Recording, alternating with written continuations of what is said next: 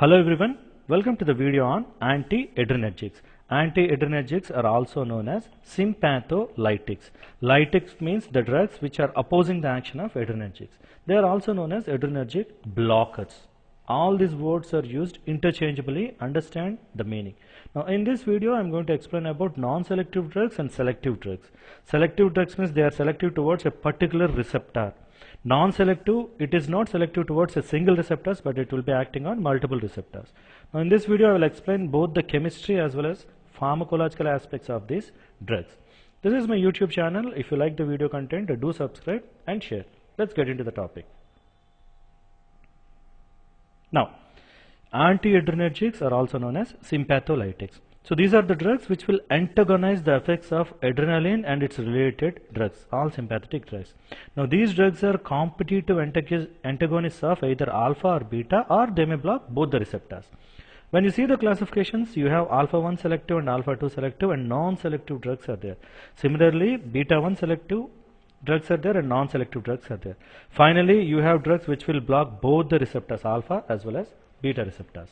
Let us see one by one. When you see alpha receptor antagonist, non-selective antagonists are phenoxybenzamide, phentolamine. One more drug is there known as tolazine.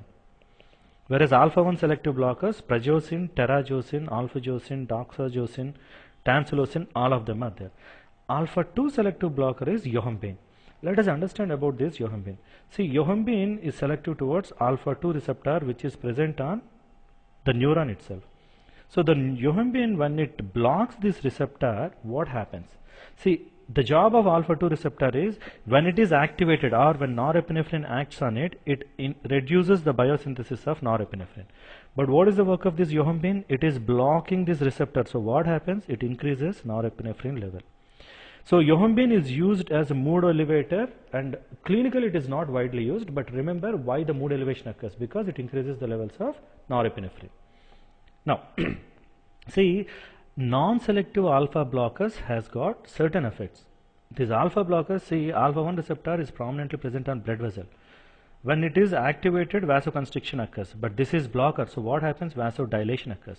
Vasodilation comes with some of the side effects. It may result in postural hypotension, tachycardia, increase in heart rate, headache because the cranial vasodilation, reduced ejaculation, and nasal congestion. So all these are side effects of non-selective alpha blockers.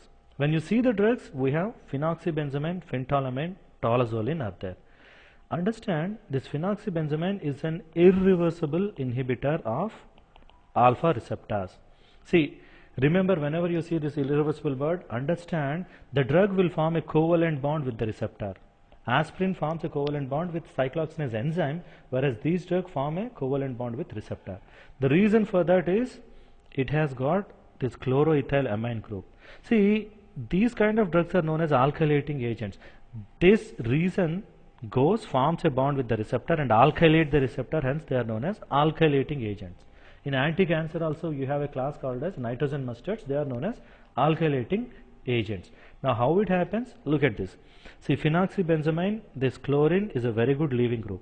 When it goes away, it forms a aziridine kind of ring which acts as as an electrophile. So it forms a covalent bond with alpha receptor. So the receptor, what happened to the receptor? This is receptor and it is alkylated, hence it is known as alkylating agent.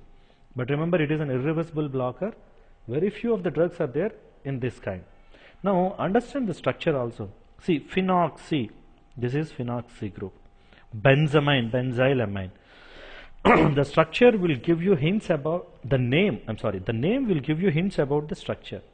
So by understanding the name, you will come to understand what kind of groups are there in that structure. Similar thing, see, phentolamine, tolazine, these two are also non-selective alpha blockers, but they are reversible.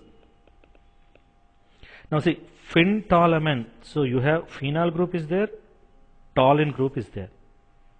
Look at this. This is a phenol. This is the toluene, and then you have amine is there. So phentolamine will tell you what kind of rings you have in that. Similarly, tolazine, toluene, imidazoline derivative, so tolazoline. So whenever you are trying to learn the structures, understand the names, then it becomes easier to know the structures. Now when you see the agents uses, see, the non-selective alpha blockers are phenoxybenzamide, phentolamine, tolazoline. Their pharmacological actions are they reduce peripheral vascular resistance. Why? You are blocking the blood vessels, alpha receptors, so it causes vasodilation. So what happens? Venodilation occurs and blood pressure also decreases. Now, what is the therapeutic use? They are used to treat catecholamine excess. There is a condition known as pheochromocytoma, which is nothing but adrenal tumors. So when tumors occurs to adrenal medulla, increased release of catecholamine will be there, and that condition can be treated by these drugs. Now, adverse effects: postural hypotension, failure of ejaculation.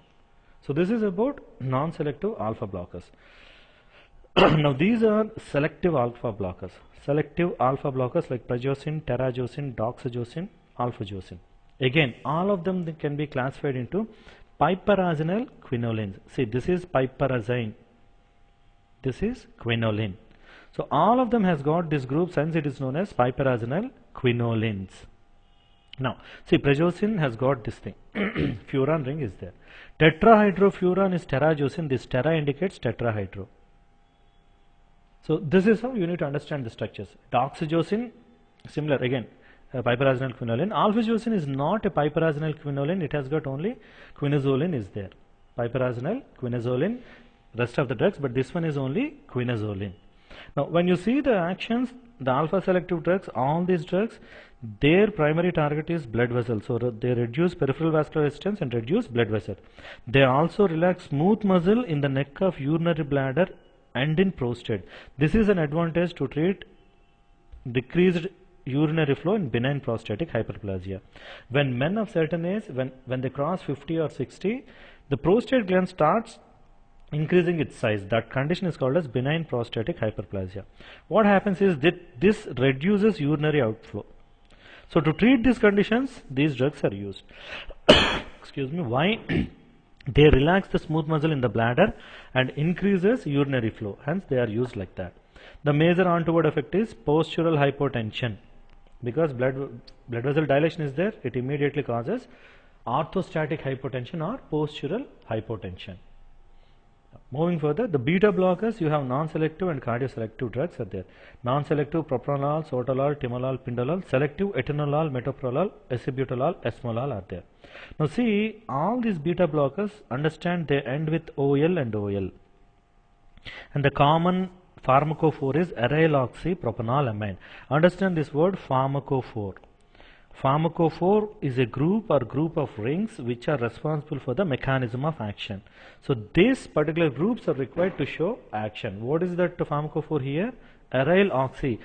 It could have any of the aryl rings. See, these are all aryl rings, aromatic rings. It could be anything. Aryl rings are there. Now after that, what do you have? Aryl oxy. This is oxy. Propanol. This group is propanol. Three-membered carbon with OH group. Amines. You have an amine group is there. So aryl oxypropanol amines are beta blocker agents. Now the prototype one is this one, propranolol. See, this is isopropyl group. So this is derived from isopropyl and propanol. This center ring is propanol amine. So similarly, penbutalol. See, but indicates this is tertiary butyl is there, cyclopentyl group is there. Now pindolol, isopropyl group is there and indole group is there. Timolol, see, timolol, thiadiazine is there, morpholin ring is there. See, this one is asked in GPAT 2020. What is the heterocyclic ring present in timolol? See, every name will tell you, give you hints about the structure, and you need to develop this kind of attitude. Then you will learn medicinal chemistry structures easily. Now, moving further, in case of selective, you have acebutolol, etanol, esmolol, metoprolol. Now, out of these four, esmolol is ultra short acting. Why? It has got an ester group. So esterases will cleave this and immediately metabolizes it. Usually the onset of action is 1 to 2 minutes. It will be there only for 10 minutes. The duration of action is only 10 minutes because in that time esterases will cleave it. So this esmolol is used during surgeries when there is an increased arrhythmia or increased hypertension. To control that, esmolol is used. Now, remaining drugs, you can see acebutolol. See, this is a butyl group is there. So acebutolol. Etanolol, amide group is there. Esmolol, ester is there. Metoprolol, methoxy group is there. So likewise, you need to develop some clues from the names to structures. Now, this is important one. See, the non-selective blockers, all of them drugs has got the major actions will be on cardiac tissue. They reduce heart rate, they reduce cardiac contractility, they reduce cardiac output. So what is the effect? Reduced heart rate, bradycardia, decreased cardiac contractility, negative inotropy, reduced cardiac output will be there. And they cause slow in conduction in atria and AV node that results in bradyarrhythmia. The increased refractory period. What happens when increased refractory period is there? Heart rate is reduced.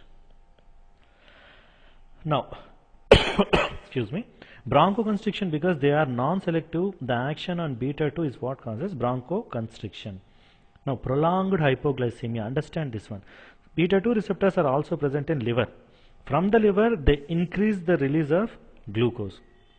If these receptors are blocked, because these are blockers, glucose levels are reduced. That is what is called as hypoglycemia. Hypo means reduced, glyce means glucose, emia means blood. In the blood, glucose levels are reduced. Similarly, they reduce plasma free fatty acid, decrease HDL cholesterol, increase LDL cholesterol, cause hypokalemia. So all these are effects. All these are effects of beta blockers. Now, when you see the therapeutic applications, they can be used to treat angina pectoris, hypertension, cardiac arrhythmia, congestive heart failure. All of them are cardiac related problems. Now, pheochromocytoma, we have seen it already, it is an adrenal tumor. The excessive catecholamines will act on alpha as well as beta receptors by blocked by non-selective beta blockers. Glaucoma, increased intraocular pressure can also be controlled by beta blockers. Now again a cardiac myopathy, cardiac disease. Now excuse me, hyperthyroidism also includes hypersympathetic stimulation. So to control that sympathetic stimulation, beta blockers are used. Now migraine, panic symptoms, withdrawal, substance withdrawal, all these are the beta blockers which can get into CNS are used to treat this condition, and propranolol is used for this condition. So these are all the clinical uses of beta blockers. And you know, when you understand pharmacological actions, you will understand about adverse effects or untoward effects. So see, these selective blockers do not have bronchoconstriction because they are selectively acting on beta 1. So people with asthma or COPD, they must be prescribed only with beta 1 selective drugs. So this is about beta blockers. And finally, we have mixed antagonists are there. They block both alpha and beta. Examples are labetalol, carvedilol. And these drugs are popularly used to treat hypertension, increased blood pressure. This is the only use for this class of drugs. So this is about beta blockers. Thank you for watching this video. If you like the video, do subscribe and share.